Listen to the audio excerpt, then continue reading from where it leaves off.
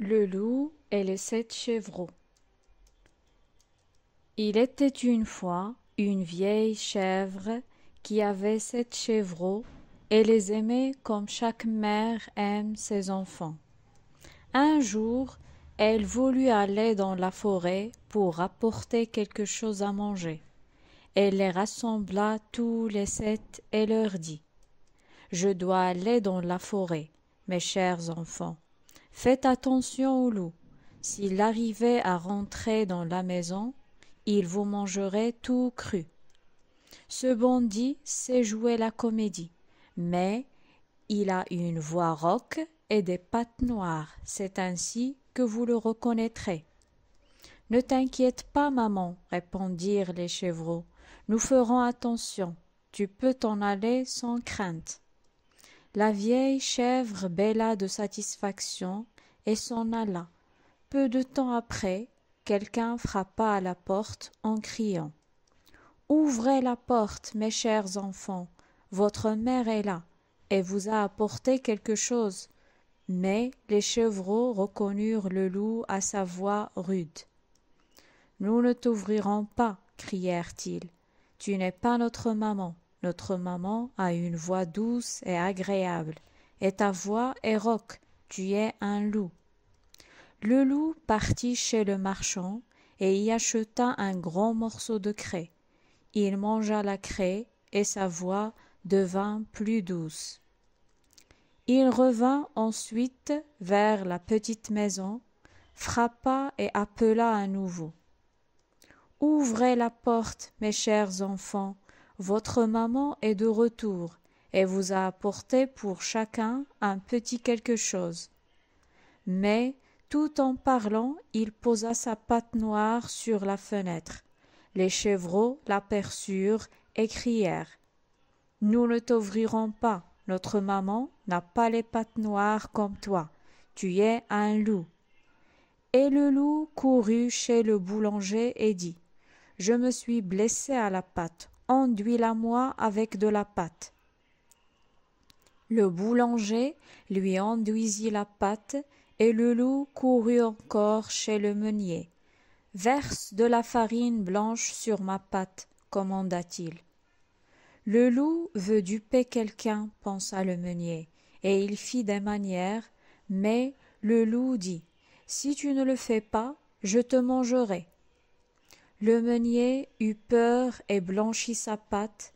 Eh oui, les gens sont ainsi. Pour la 3e fois, le loup arriva à la porte de la petite maison, frappa et cria: Ouvrez la porte, mes chers petits, maman est de retour de la forêt et vous a apporté quelque chose à manger. Montre-nous ta patte d'abord, crièrent les chevreaux, que nous sachions si tu es vraiment notre maman. Le loup posa sa patte sur le rebord de la fenêtre, et lorsque les chevreaux virent qu'elle était blanche, ils crurent tout ce qu'il avait dit et ouvrirent la porte. Mais c'est un loup qui entra. Les chevreaux prirent peur et voulurent se cacher. L'un sauta sous la table, un autre dans le lit, le 3e dans le poêle, le 4e dans la cuisine, le 5e s'enferma dans l'armoire, le 6e se cacha sous le lavabo et le 7e dans la pendule. Mais le loup les trouva et ne traîna pas. Il avala les chevreaux l'un après l'autre.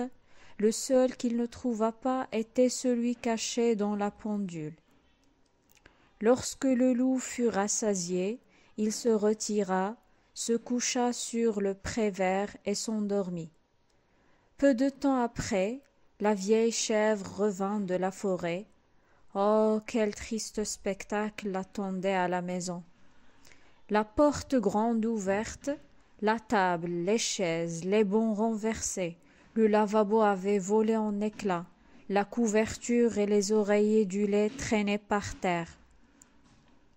Elle chercha ses petits, mais en vain.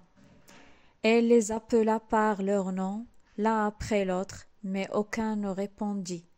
C'est seulement lorsqu'elle prononça le nom du plus jeune qu'une petite voix fluette se fit entendre. Je suis là, maman, dans la pendule. Elle l'aida à en sortir, et le chevreau lui raconta que le loup était venu et qu'il avait mangé tous les autres chevreaux. Imaginez combien la vieille chèvre pleura ses petits. Toute malheureuse, elle sortit de la petite maison, et le chevreau courut derrière elle. Dans le pré, le loup était couché sous l'arbre et ronflait à en faire trembler les branches. La chèvre le regarda de près et observa que quelque chose bougeait et grouillait dans son ventre. Mon Dieu, pensa-t-elle, et si mes pauvres petits que le loup a mangés au dîner étaient encore en vie? Le chevreau dut repartir à la maison pour rapporter des ciseaux, une aiguille et du fil. La chèvre cisailla le ventre du monstre, et aussitôt le premier chevreau sortit la tête.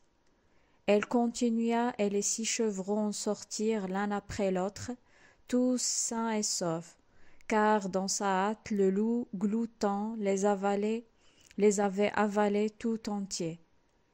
Quel bonheur! Les chevreaux se blottirent contre leur chère maman. Mais la vieille chèvre dit: Allez les enfants apporter des pierres, aussi grosses que possible. Nous les fourrerons dans le ventre de cette vilaine bête tant qu'elle est encore couchée et endormie. Et les 7 chevreaux roulèrent les pierres et en farcirent le ventre du loup jusqu'à ce qu'il soit plein. La vieille chèvre le recousit vite, de sorte que le loup ne s'aperçut de rien et ne bougea même pas.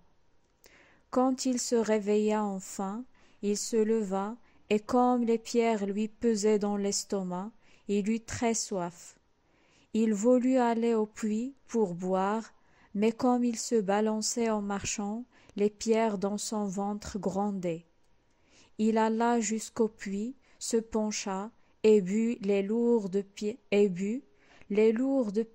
le tirèrent sous l'eau, et le loup se noya lamentablement. Les 7 chevreaux accoururent alors et se mirent à crier: Le loup est mort, c'en est fini de lui. Et ils se mirent à danser autour du puits, et la vieille chèvre dansa avec eux.